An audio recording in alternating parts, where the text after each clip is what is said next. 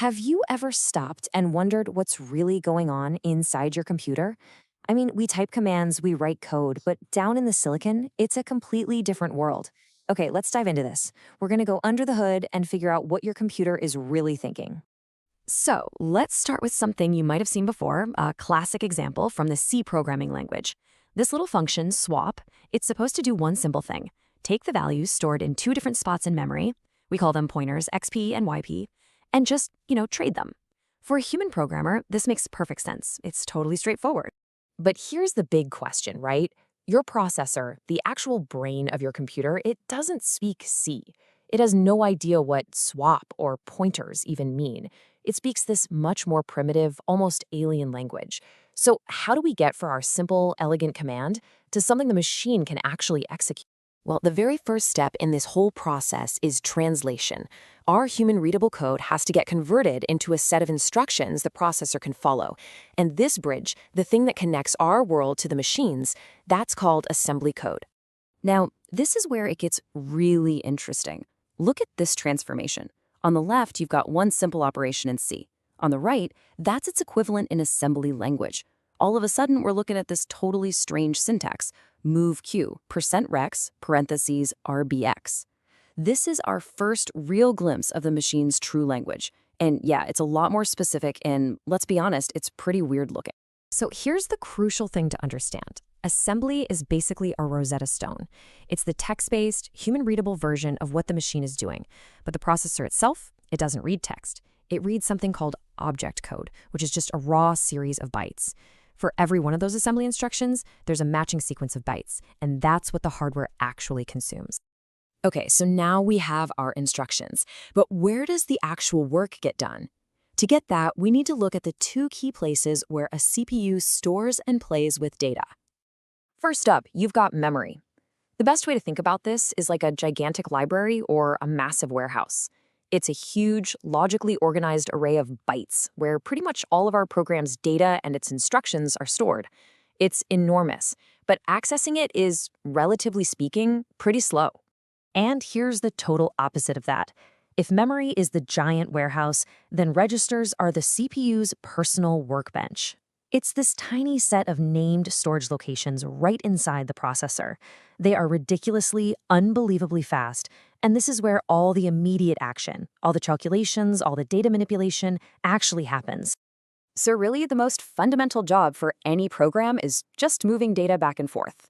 You're constantly shuffling things between that big, slow memory warehouse and the super fast register workbench. Let's see how our little swap function pulls this off. So how does the CPU use its workbench to actually perform the swap? Well, that single C command we saw earlier, it gets broken down into four distinct machine-level steps.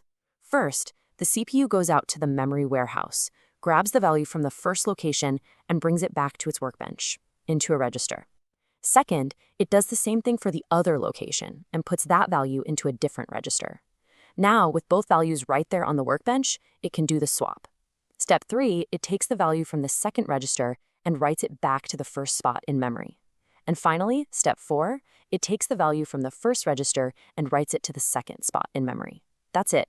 2 reads from memory, 2 writes back to memory. That's the swap at the hardware level. Now, making sure this all happens efficiently is the job of the compiler. And you know what? Compilers are incredibly clever. They're always looking for shortcuts. One of their absolute favorite tricks is an instruction called load effective address, or LEA for short. Now, on paper, its job is just to calculate a memory address. But here's the hack. The circuitry for that calculation is so blazingly fast, the compilers often use LEA as a secret weapon to do simple addition and multiplication, totally bypassing the normal arithmetic units. It's a perfect example of programmers finding and exploiting the hardware's little quirks to squeeze out a bit more speed. I know, this all might seem a bit archaic, right?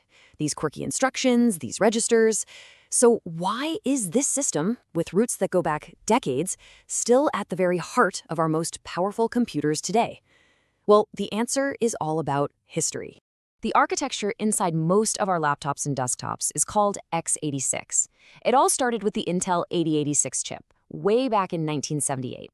And you can think of it like the English language. It wasn't perfectly designed from the start, it just evolved. New features were layered on top of old ones for decades, from 16-bit to 32-bit with the famous 386 processor, all the way to the 64-bit systems we use today.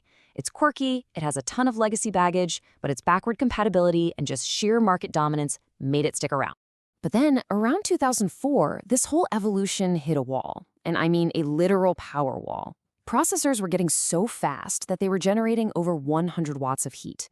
Just picture a 100-watt light bulb. They get incredibly hot, right? It became physically impossible to cool these chips effectively. So the race to make a single processor core faster and faster, it was over. The new strategy? Put multiple, slightly slower cores onto a single chip. And that forced a massive shift in how we write software, making parallel programming absolutely essential to unlock the power of modern machines. And that brings us right to the great architectural debate happening today. On one side, you've got x86. It's powerful, it's complex, it's carrying decades of history, and it rules the world of desktops and servers. But on the other side, you've got ARM.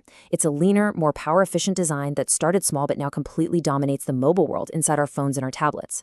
This clash between these two philosophies, you could call it legacy power versus modern efficiency, is what's defining the next era of computing. So the question I'll leave you with is this. As we demand more and more from smaller and more diverse devices, what will the machine code of the future really look like?